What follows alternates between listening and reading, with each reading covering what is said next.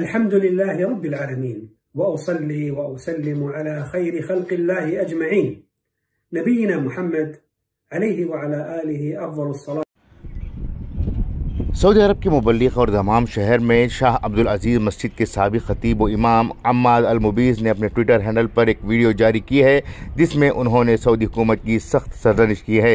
उन्होंने अपने Twitter handle पर एक वीडियो जारी की है जिसमें उन्होंने सऊदी अरब के शाह सलमान अब्दुल अजीज़ और सऊदी अरब के वली अहद मोहम्मद बिन सलमान और इनके मुशीर तुर्की अल शेख को मुखातिब करते हुए कहा कि इस मुल्क की बुनियाद ईमान की और अल्लाह ताला के दीन के क़याम और नफाज के लिए रखी गई थी, और आज जो कुछ हो रहा है वो इन उसूलों के सरासर खिलाफ है जिन पर इस मुल्क की बुनियाद रखी गई थी।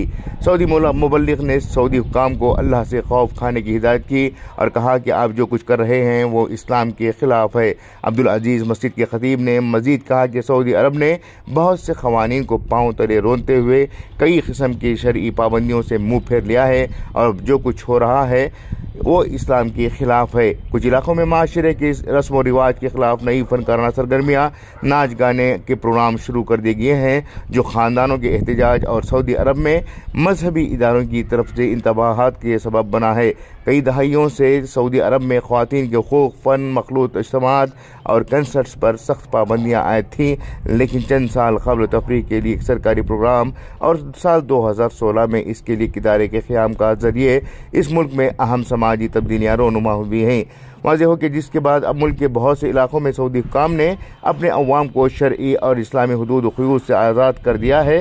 सऊदी अरब में बिलउमूम किसी को हुक्काम पर किसी किस्म की तनक़ीद की इजाज़त नहीं दी जाती और ऐसा करने वालों को एजेंसीज़ की जानिब से सख्त सज़ा का सामना करना पड़ता है। इसी तनाज़ुर में माहिरीन ने यह इम्कान ज़ाहिर कर दिया है कि सऊदी हुक्काम को मुल्क में समाजी और शरई नुक़्ता नज़र से बेरहरवी को फ़रोग़ देने पर आड़ो हाथ लेने वाले इस मुबल्लिग को भी मुस्तक़बिल में मुश्किलात से रूबरू होना पड़ेगा। इस सिलसिले में कुछ ख़राइन ज़ाहिर भी होने लगे हैं और सोशल मीडिया पर इनके खिलाफ शदीद हमलों का आगाज़ कर दिया गया है। सोशल मीडिया पर सरगर्म हुकूमत नवाज धड़े ने अम्माद अल-मुबीज़ के खिलाफ एक महाज खोल दिया और वो हुकूमती इक़दामात के दफ़ा में वारिद मैदान में हो गए हैं। ब्यूरो रिपोर्ट, इनक़लाब न्यूज़, रियाद।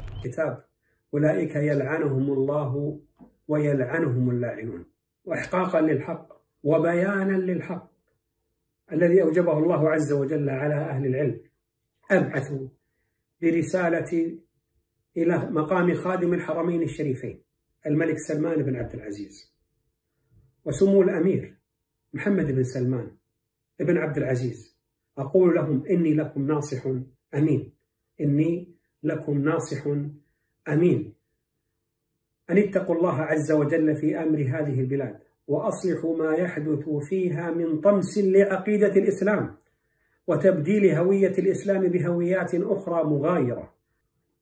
إن هذه البلاد قامت على أساس العقيدة وقامت على أساس إقامة دين الله عز وجل وتطبيقه، وإن ما يحدث اليوم هو مخالف لما قامت على أساسه هذه البلاد.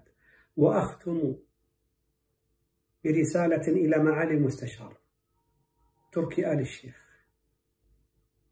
أن اتق الله عز وجل فيما ولاك الله عز وجل أمره، اتق الله عز وجل في شبابنا وبناتنا، اتق الله عز وجل في هذا الجيل.